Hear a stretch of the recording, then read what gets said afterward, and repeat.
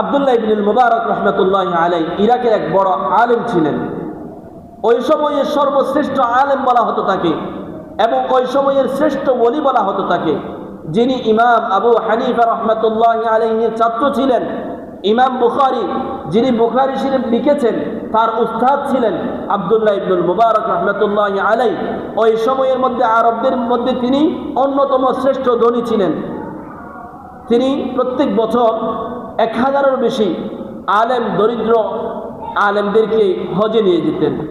হজে নেওয়ার পরে তাদেরকে মক্কার পাশে যারা হজ করেছেন তারা শুনেছেন অথবা জানেন, উক্কাজ, এটাকে আরবিতে বলা হয় সুক উক্কাজ। উক্কাজ নামের একটি বাজার আছে, মার্কেট আছে। আব্দুল্লাহ ইবনুল মুবারক রাহমাতুল্লাহি আলাইহি তাদেরকে উক্কাজ বাজারে নিয়ে যেতেন। 1000 তার কাফেলার মধ্যে যারা ছিল তাদেরকে সবাইকে তাদেরকে বলতেন, তোমরা যতটুকু বহন করতে পারো, তোমাদের বহন ক্ষমতা যতটুকু আছে, তোমরা এই বাজার থেকে তোমাদের পরিবারের জন্য, তোমাদের আত্মীয় স্বজনের জন্য তোমরা বাজার করো, মার্কেট করো। এবং দোকানদারদেরকে বলে দিতেন, আমার এই কাফেলার হাজিরা যার যা যা প্রয়োজন আছে, যেই কিছু কিনতে চায় তাদেরকে তা দিও, তাদের কারো কাছ থেকে তুমি টাকা নিবে না। তাদের যত খরচ, যত টাকা আসবে, সমস্ত টাকা আমি আব্দুল্লাহ ইবনুল মুবারক থেকে দিবেন। সুবহানাল্লাহ। আব্দুল্লাহ ইবনুল মুবারক রাহমাতুল্লাহি আলাইহি প্রত্যেক বছর এই কাজটা করতেন। এক বছর তিনি অন্যান্য বছরের মতো হজ শেষ করলেন, বাজার মার্কেটও শেষ করলেন। এখন তিনি ইরাকের বাসিন্দা ছিলেন। ইরাকে ফেরার পালা, ইরাকে চলে যাবেন। তার আগে কাবার এক কর্নারে তিনি বিশ্রাম নিলেন।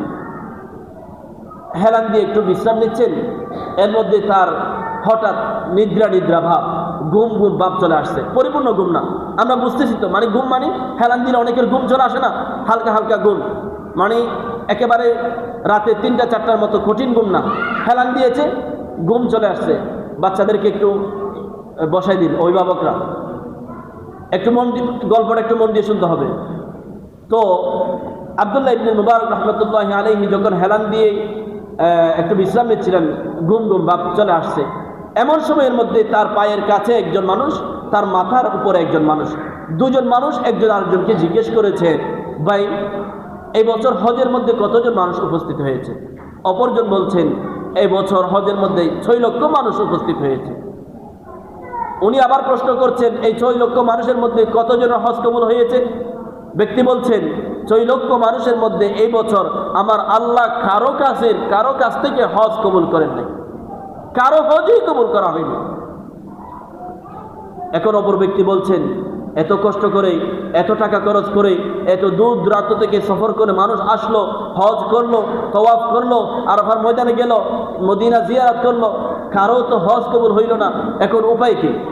পরের জন বলছেন, তবে আল্লাহ রাব্বুল আলামিন এই বছর একজন ব্যক্তির ওসিলায়, সিরিয়ার একজন মানুষ যার নাম আব্দুল্লাহ ইবনুল মুওয়াফফাক, তার ওসিলায় আল্লাহ রাব্বুল আলামিন এবছর 6 লক্ষ সকল হাজিদেরকে ক্ষমা ঘোষণা করে দিয়েছেন এবং সকলের হজকে হজ্জুন মাবরুর হিসেবে কবুল করেছেন। সুবহানাল্লাহ।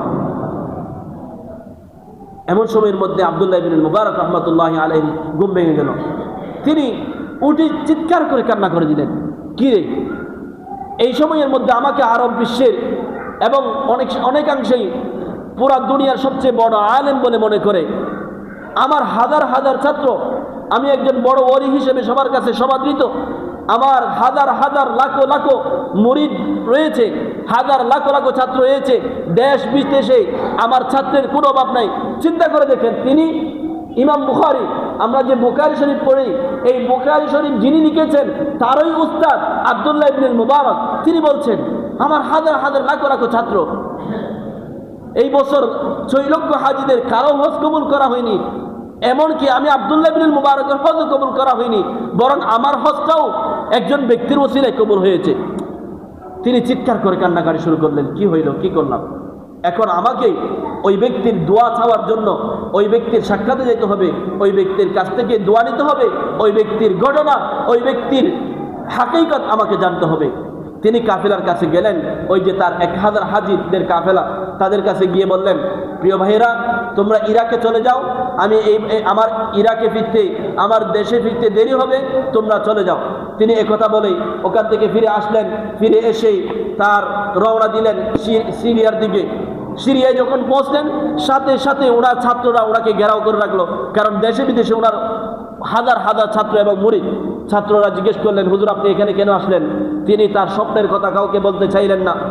তিনি বললেন, এখন তো আমি কি বলবো, তবে উনি যেহেতু ওই এলাকার কোনো পথ চিনে না, কোনো রাস্তা চিনে না, কোনো মানুষকে চিনে না, এক ছাত্রকে পাশে এনে জিজ্ঞেস করলেন, তুমি কি আলী ইবনে মুওয়াফফক নামের কোনো ব্যক্তিকে চেনো? ছাত্র বললেন, না হুজুর আমি তেমন কোনো ছাত্রকে চিনি না। তারপরে তিনি ছাত্রদেরকে বলে দিলেন, তোমরা চলে যাও। এরপরে আব্দুল্লাহ ইবনে মুবারক রহমতুল্লাহ আলাইহি একদিন পরে পরে এক একটা এলাকায় গিয়ে আলী ইবনে মুওয়াফফকের খবর নেন। একদিন এক দরিদ্র অঞ্চলে এলাকার মধ্যে ঢুকে পড়লেন, দেখা পাইলেন একজন মুরব্বীর সাথে। মুরব্বীকে জিজ্ঞেস করলেন, চাচা যান আপনার এলাকার মধ্যে কি আলী ইবনে মুওয়াফফক নামের কোনো ব্যক্তি আছে? চাচা বললেন, হ্যাঁ আছে তো, আমি তাকে চিনি। তখন হুজুর জিজ্ঞেস করলেন, তার বাড়ি কোথায়, সে কোথায় থাকে? মুরব্বী চাচা যান তাকে দেখাই দিলেন, ওই যে পাশেই ভাঙা যে ঘরটা আছে, ওই ঘরটা হলো আলী ইবনে মুওয়াফফকের ঘর। হুজুর এই কথা শোনার পরে কান্নাকাটি করে দিলেন। যাকে দেখার জন্য, যার সাক্ষাৎ পাওয়ার জন্য, যার কাছ থেকে দোয়া নেওয়ার জন্য আমি মক্কাতুল মুকাররমা থেকে সিরিয়ার মধ্যে আসলাম, সিরিয়ার মধ্যে পৌঁছে গেলাম, এই ব্যক্তির কিছুক্ষণ পরে আমি সাক্ষাৎ পাবো, এই কিছুক্ষণ পরে তার সাথে আমার দেখা হবে, জিয়ারত হবে। এই কথা তিনি ভাবতেই কান্নাকাটি শুরু করে দিলেন। এরপরে ওই ভাঙাঘরের সামনে গিয়ে সালাম দিলেন। সালাম দেওয়ার পরে আলী ইবনে মুওয়াফফক বাইরে আসলেন। হুজুর জিজ্ঞেস করলেন, ও ভাই আপনার নাম কি, আপনি কি আলী ইবনে মুওয়াফফক? ব্যক্তি বললেন, হুজুর জি আমার নাম আলী ইবনে মুওয়াফফক। তাকে দেখেই আব্দুল্লাহ ইবনে মুবারক রহমতুল্লাহ আলাইহি তিনি হতভম্ব হয়ে গেলেন, আশ্চর্য হয়ে গেলেন। এই ব্যক্তি কেমনে এত মর্যাদা পাইতে পারে? এই ব্যক্তির কারণে আল্লাহ কেমনে 6 লক্ষ মানুষের হজ কবুল করতে পারে? আমি বড় আলেমের হজও এই ব্যক্তির মাধ্যমে কবুল করতে পারে, যার গায়ের ছেঁড়া কাপড়, যার গায়ের মধ্যে আছে ছেঁড়া কাপড়, চেহারার কোনো রং সৌন্দর্য নাই, কেমনে এটা হইতে পারে? হুজুর জিজ্ঞেস করলেন, আপনি কি করেন? বলে, আলী আপনি কি করেন? তখন ব্যক্তিটি বলল, আমি হুজুর জুতা সেলাই করি, আমি একজন মুচি মানুষ। ভাই কি মানুষ? কি মানুষ ভাই? মুচি জুতা সেলাই করি। আব্দুল্লাহ ইবনে মুবারক রাহমাতুল্লাহ আলাইহি বড় আশ্চর্য হয়ে গেলেন, চিৎকার করে কান্নাকাটি শুরু করে দিলেন। কি হইল? একজন জুতা চিলানেওয়ালা, একজন মুচিকে আল্লাহ এত পছন্দ করে ফেলেছেন যে যার কারণে 6 লক্ষ হাজিদের হজ কবুল করেছেন। তাকে জিজ্ঞেস করলেন, ভাই আপনার কাছে আমি পেশা জিজ্ঞেস করছি না, আপনি আগে আমাকে বলুন আপনার সাথে আপনার মাওলার, আপনার সাথে আপনার রবের, আপনার সাথে আল্লাহর কি সম্পর্ক রয়েছে যার কারণে 6 লক্ষ হাজিদের হজ আপনার কারণে কবুল হয়েছে? ব্যক্তিটি বললেন, তার আগে আপনি বলেন হুজুর আপনি কে বলছেন, আপনি কেন এই কথা আমাকে জিজ্ঞেস করছেন? তখন সাথে সাথে আব্দুল্লাহ ইবনে মুবারক নিজের পরিচয় দিলেন, বললেন, আমি ইরাক থেকে এসেছি, হজে গিয়েছিলাম, হজ থেকে তোমার সাথে তোমার কাছ থেকে দোয়া নেওয়ার জন্য আমি এসেছি। আমার নাম হলো আব্দুল্লাহ ইবনুল মুবারক। সাথে সাথে মুচি চিৎকার করে কান্নাকাটি করবেন। আব্দুল্লাহ ইবনুল মুবারক যিনি বর্তমান বিশ্বের ওলামা ইকরামদের সরদার, যিনি বর্তমান স্কলারদের আলেম ওলামাদের বড় আলেম, যিনি বর্তমান দুনিয়ার অন্যতম শ্রেষ্ঠ পীর, যিনি বর্তমান দুনিয়ার মুসলিম উম্মার মধ্যে সবচেয়ে ধনী ব্যক্তি মনে করা হয়, এমন আব্দুল্লাহ ইবনে মুবারক আমি মুচির ঘরে, আমি জুতা সিলানেওয়ালা ঘরের মধ্যে আসেছি। একথা বলে তিনি কিছুক্ষণ কান্নাকাটি শুরু করে দিলেন। এটাকে আবেগে ইমোশনাল কান্নাকাটি বলে আর কি। তো তাকে বুকে জড়িয়ে আব্দুল্লাহ ইবনে মুবারক জিজ্ঞেস করলেন, আপনি জুতা সেলান, আপনি মুচির কাজ করেন, এটা বড় কথা নয়, আপনি আমাকে বলুন আপনার সাথে আপনার মাওলার কি সম্পর্ক রয়েছে? আপনার জন্য আমাদের 6 লক্ষ হাজিদের হজ কবুল হয়েছে, আমি আপনার কাছ থেকে দোয়া নেওয়ার জন্য এসেছি। চিন্তা করে দেখেন, একজন বড় আলেম, বড় আল্লাহর ওলি, বড় ধনী ব্যক্তি একজন জুতাওয়ালার কাছে দোয়া চাইতেছেন, কত বড় মর্যাদা। এরপরে ব্যক্তিটি বললেন, হুজুর কিছুদিন আগে আমার একটা ঘটনা ঘটে গেছে। ঘটনা কি? হুজুর আমাদের হজের সময়ে যখন আমাদের এলাকা থেকে হাজার হাজার মানুষ হজে যায়, আমাদের দেশ থেকে হাজার হাজার মানুষ যখন হজে যায়, আমার দিলের মধ্যে হজের বড় তামান্না আসে, আমার খান্না আসে মানুষগুলো হজে যাচ্ছে, তারা আল্লাহর কাছে আল্লাহর সাথে দেখা করবে, আল্লাহর সাথে সাক্ষাৎ করবে, আল্লাহর সাথে কথা বলবে, তারা লাব্বাইক আল্লাহুম্মা লাব্বাইক ইন্নাল হামদা ওয়ান নি'মাতা লাকা লাব্বাইক লা শারীকা লাকা লাব্বাইক বলে আল্লাহকে ডাক দিবে, আল্লাহও তাদের ডাকে লাব্বাইক ওয়া সাআদাইক বলে ছাড়া দিবে, আল্লাহও কথা বলবে, বান্দাও কথা বলবে, তাদের সাথে আল্লাহর সম্পর্ক হয়ে যাবে, তাদের সাথে আল্লাহর বন্ধুত্ব হয়ে যাবে, তাদের সাথে আল্লাহর ক্ষমা হয়ে যাবে, তারা আল্লাহর কাছের মেহমান হয়ে যাবে, তারা আল্লাহর কাছে যা চাইবেন তা পাইবেন, আল্লাহর কাছ থেকে তারা ক্ষমা নিয়ে আসবে, আল্লাহর কাছ থেকে তারা নবজাতক শিশুর মতো নিষ্পাপ হয়ে আসবে। আমি গরিব মানুষ, আমি মুচি মানুষ, আমি জুতা সেলাই করি, আমার এই সৌভাগ্য তো হচ্ছে না, আমি কি করব? কান্নাকাটি করে করে আল্লাহর কাছে দোয়া করলাম। একদিন আমার মাথার মধ্যে একটা চিন্তা আসলো, একটা বুদ্ধি আসলো, আমি দিনে যেমন জুতা সেলাই করি, আজকে থেকে আমি পুরা বছর রাতে রাত জুতা সেলাই করব। এই রাতের মধ্যে জুতা সেলাই করে যে টাকাগুলো পাই এগুলা জমা করব, এক বছরের পরে যে টাকাগুলো জমা হয় সেগুলা দিয়ে আমি হজ করব। সুবহানাল্লাহ। এরপরে তিনি এক বছর পরে তার টাকাগুলো জমা করে দেখলেন হজের মতো টাকা হয়েছে, এগুলো তিনি এক কাফেলার সাথে নাম লেখাইলেন। নাম লেখানোর পরে বললেন যে আমি এবছর আপনাদের সাথে হজ করতে যাব। হজের সমস্ত প্রস্তুতি শেষ, হজের সমস্ত কাজ শেষ, এই মুহূর্তে কয়েকদিন পরে হজে যাবেন। ঘরের মধ্যে আসলেন, স্ত্রী ছিল সন্তান সম্ভবা, প্রেগনেন্ট।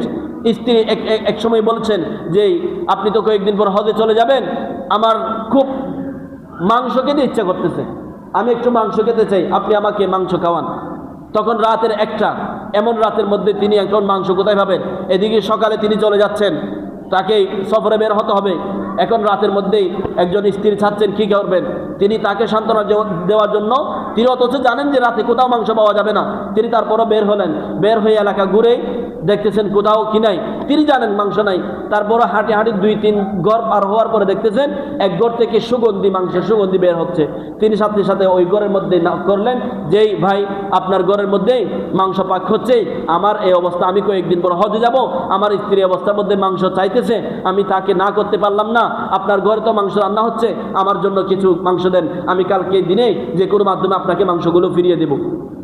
ওই ঘরওয়ালা বলছে হুজুর ভাই, মুসি ভাই, আমি যে মাংস রান্না করছি এ মাংস আপনি খেতে পারবেন না, এ মাংস আপনার খাওয়ার জন্য জায়েজ হবে না। মুচি জিজ্ঞেস করলেন আপনিও মুসলমান আমিও মুসলমান, এমন মাংস আপনি কি রান্না করছেন যেটা আপনার জন্য জায়েজ আমার জন্য হারাম, আপনার জন্য জায়েজ হয়ে গেছে আমার জন্য হারাম। তখন ওই ব্যক্তি কান্নাকাটি শুরু করে দিলেন, আপনি আমাকে আবার জিজ্ঞেস করেন না, একথা আমাকে বলার বাধ্য করিয়েন না, একথা আমি আমার আল্লাহ ছাড়া কাউকে বলতে চাই না, একথা আমি আমার আল্লাহ ছাড়া কাউকে প্রকাশ করতে চাই না। একথা বলার পরে মুচির মধ্যে আরো আগ্রহ জন্মাইল। মুচি ওই ব্যক্তির হাত শক্ত করে ধরলেন, আমি একথা কাউকে বলবো না, শপথ ওয়াল্লাহি খুদার কসম একথা আমি কাউকে শেয়ার করবো না, আপনি মেহেরবানি করে আপনি আমাকে বলেন, নাইলে আমার মনে শান্তি পাবে না। ওই ব্যক্তি তাকে বললেন, মুচি ভাই, আপনার মতো আমিও গরিব মানুষ, দরিদ্র মানুষ, আজকে থেকে প্রায় 4-5 দিন থেকে আমার ঘরে কোনো খাবার নাই, আমি প্রতিদিন কাজের জন্য বের হই কিন্তু কোনো কাজ পাই না, প্রতিদিন খালি হাতে বাসার মধ্যে ফিরে আসি, আজকে প্রায় 4 দিন আমার ঘরের মধ্যে কোনো খাবার টাবার নাই, আমার সন্তানরা অসহায় হয়ে মৃত অবস্থার মধ্যে পড়ে আছে। প্রতিদিনের মতো আজকেও আমি কাজের জন্য বের হলাম, কিন্তু রাতের 8টা পর্যন্ত বাইরে থাকলাম, কোথাও কোনো কাজ পাইলাম না, কোনো খাবার পাইলাম না, খালি হাতে ফিরে আসতেছি। তখন আমার মনে হলো আমি যদি খালি হাতে বাসায় ফিরি তাহলে আজকে রাতের মধ্যে আমার ঘরের শিশু 5টা থেকে 6টা যত মানুষ আছে সবাই লাশ হয়ে বের হবে। তিনি এই চিন্তা করে হেঁটে হেঁটে কান্নাকাটি করে করে রাস্তা দিয়ে আসলেন। পথের মধ্যে দেখলেন এক গাধা, মরা গাধা পড়ে আছে। তখন তিনি চিন্তা করলেন, আমার সন্তানদেরকে মরা মেরে ফেরাচ্ছি, এই গাধা থেকে আমি কিছুটা মাংস কেটে নিয়ে যাই। তিনি ওই মরা গাধা থেকে কিছু মাংস কেটে ঘরের মধ্যে নিয়ে আসলেন এবং ওইগুলা পাক করে রান্না করে সন্তানদেরকে খাওয়ার জন্য চাইতেছেন। মুচি চিৎকার করে কান্নাকাটি করে বললেন, ভাই তুমি বসো, তুমি এই খাবার তোমার সন্তানদেরকে খাওয়াবে না। তিনি দৌড়ে তার বাড়ির মধ্যে গেলেন। বাড়ির মধ্যে যাওয়ার পরে তার যেই ঘরের মধ্যে যেই খাবার মজুদ ছিল, তিনিও গরিব মানুষ, মুচি মানুষ, কত খাবার আর থাকে, যেটা আটা গম যা যা ছিল সব কিছু নিয়ে, পাশাপাশি তার যে হজের জমানো টাকা, সমস্ত টাকা তার ব্যাগে করে নিয়ে ওই ব্যক্তির হাতে দিলেন, আপনি এখন আপনার সন্তানদেরকে এগুলা খাওয়ান, আপনি আপনার সন্তানদেরকে এগুলা খাওয়ান, এই টাকাগুলো আপনি রাখেন। তখন ওই ব্যক্তি অস্বীকার করল নিতে, কিন্তু মুচি আব্দুল্লাহ ইবনে আলী ইবনে মুওয়াফফাক তিনি বললেন যে আপনি আমি শপথ করে বলছি, এই জিনিসগুলো আমি আপনাকে অন্তর থেকে দিয়েছি, আপনি যদি এই জিনিসগুলো না নেন আপনার সন্তানের ক্ষতি হবে, আপনার পরিবারের ক্ষতি হবে। আমি আমার আল্লাহর জন্য, আমাদের ভ্রাতৃত্বের জন্য আমি এই টাকাগুলো আপনার কাছে দিলাম। তিনি ওই টাকাগুলো গ্রহণ করলেন, খাবার গ্রহণ করলেন। এরপরে তিনি ওই ঘর থেকে যখন ফিরে আসছিলেন তখন কান্নাকাটি করতেছেন, আমি তো এখন হজের জন্য 1 বছরের টাকা, জমানো টাকা দিয়ে ফেলছি, আমি এখন কিভাবে হজে যাব? কান্নাকাটি করতেছেন। আল্লাহর খাবার, আল্লাহর জিয়ারতের জন্য দিলের মধ্যে বড় কান্নায় আসতেছে। এর মধ্যে কিছুদিন পরে দেখা যাচ্ছে তার এলাকা থেকে হাজিরা বের হয়ে চলে যাচ্ছে। তিনি লুকিয়ে গেলেন, যেন যে কাফেলার মধ্যে তিনি নাম লেখালেন ওই কাফেলার কোনো সদস্য যেন তাকে না দেখে, এই জন্য তিনি লুকিয়ে পড়লেন। তিনি যখন লুকিয়ে গেলেন, এভাবে তার সামনে দিয়ে হাজিরা মক্কায় যাচ্ছে, তিনি দেখে দেখে ভিতরে ভিতরে কান্নাকাটি করতেছেন, আল্লাহর কাছে দোয়া করতেছেন, আল্লাহ আমারও তো বড় শখ ছিল, বড় ইচ্ছা ছিল সবার সাথে লাব্বাইক আল্লাহুম্মা লাব্বাইক বলবো, তুমিও আমার ডাকে লাব্বাইক ওয়া সাদাইক বলবো। আমার এই শখ বড় ছিল, কিন্তু আমি আল্লাহ পারি নাই। আল্লাহ আপনি আমার হজকে, আল্লাহ আপনি আমাকে সুযোগ দেন। এভাবে তিনি কান্নাকাটি করলেন। এর মধ্যেই হাজিরা হজে গেছে, মক্কা গেছে, তওয়াফ করছে, মিনায় গেছে, জিয়ারাতুল মদিনা করেছে। হাজিরা হজ পরিপূর্ণ করার পরে তিনি এই সমস্ত হাজিদের কাফেলা আবার গ্রামে যখন ফিরে আসতেছে, প্রথম যে কাফেলা তার ঘরের মধ্যে এসে সালাম দিলেন। সালাম দিয়া বলতেছেন, আলী ইবনুল মুওয়াফফাক, আমি তোমাকে, আমরা যখন তওয়াফ করতেছি এক কর্নারে তুমি কান্নাকাটি করতেছ কাবার গিলাফ ধরে, আমি তোমাকে দেখেছি। সুবহানাল্লাহ বলেন না? আলী ইবনুল মুওয়াফফাক হজ করতে যায়নি, প্রথম কাফেলার ব্যক্তি বলতেছে, ও আলী, আমি যখন হজ করতেছি, তওয়াফ করতেছি, তওয়াফের এক কিনারে কাবার গিলাফ ধরে তুমি কান্নাকাটি করতেছ, এই অবস্থায় তোমাকে আমি দেখেছি। সুবহানাল্লাহ। এরপর আরেক কাফেলা আসলেন, আসে আরেকজন বলতেছে, আলী তুমি তো আমাদের সাথে যাওনি, কিন্তু তোমাকে তো আমি মিনার মধ্যে দেখেছি, মিনার মধ্যে তুমি বসে বসে আল্লাহর কাছে মোনাজাত করতেছ। সুবহানাল্লাহ। আরেক দল আসছে, আসার পরে বলতেছে, আলী তোমাকে তো আমি আরাফার মধ্যে ওই পাশে দেখেছি, মানুষের ভিড়ের কারণে তোমার সাথে সাক্ষাৎ করতে পারিনি, তুমি তো আমাদের সাথে যাওনি, কিন্তু তোমাকে আরাফার মধ্যে আমি দেখেছি। সুবহানাল্লাহ। এভাবে এক একজন এসেই, একজন মদিনায় দেখেছে, একজন আরাফায় দেখেছে, বলছে। একজন শেষে এক ব্যক্তি আসলো, আসার পরে বলতেছে, একটা বড় একটা শপিং ব্যাগ, বড় একটা ব্যাগ নিয়ে, বড় একটা শপিং নিয়ে আলী ইবনে মুওয়াফফাককে দিলেন। বললেন, আলী মনে আছে তুমি মদিনার মধ্যে আমি যখন আল্লাহ রসুলের রওজার মধ্যে সালাম দিচ্ছি, ওই সালামের আগে করে তুমি আমাকে একটা ব্যাগ দিয়েছো, এই ব্যাগটা যেন আমি রাখি, তুমি রসুলের রওজা মুবারক সালাম দেওয়ার জন্য গিয়েছো, আমি এই ব্যাগটা তোমার জন্য রেখে দিয়েছি, অনেকক্ষণ অপেক্ষা করেছি, তোমাকে পাইনি। তুমি আমাকে যে ব্যাগটা দিয়েছো সেটা তোমার কাছে ওখানে জমা দিতে পারিনি, কিন্তু আমি কষ্ট করে তোমার ব্যাগটা তোমার জন্য নিয়ে এসেছি। সুবহানাল্লাহ। তুমি আমাকে মদিনার মধ্যে রওজার কাছে যে ব্যাগটা দিয়েছো সেটা ধরো। এদিকে আলী ইবনে মুওয়াফফাক কান্নাকাটি করে, চিন্তা করে দেখেন না, ও জোর জোরে কান্নাকাটি করতেছেন। তিনি ওই যে আব্দুল্লাহ বিন মুবারককে এই ঘটনাগুলো শোনাচ্ছেন। আবার বলছেন, হুজুর এই ঘটনার পরে আমি কিছুদিন পর আমি ঘুমাইলাম, ঘুমানোর পরে আমার মুচির ঘরে, আমি জুতাই সেলাইকারীর ঘরের মধ্যেই আমি স্বপ্নের মধ্যে দেখলাম আমার রসুল আমাকে এসে সালাম দিয়েছেন। সুবহানাল্লাহ। রাসূলুল্লাহ সাল্লাল্লাহু আলাইহি ওয়াসাল্লাম বলছেন, আসসালামু আলাইকা ইয়া আলী ইবনুল মুওয়াফফাক,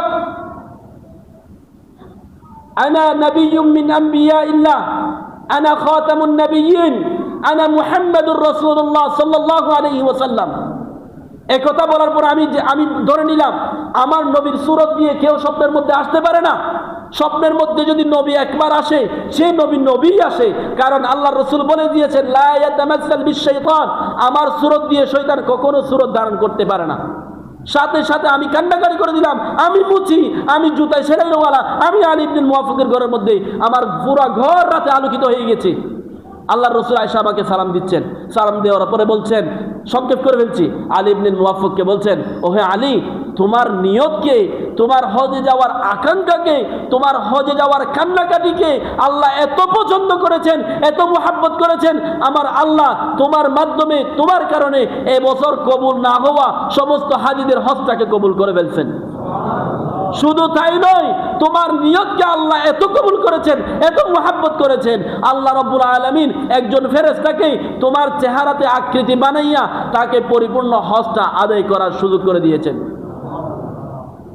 তার সুরতে একজন ফেরেশতাকে দিয়ে আল্লাহ হজটা আদায় করাইছেন।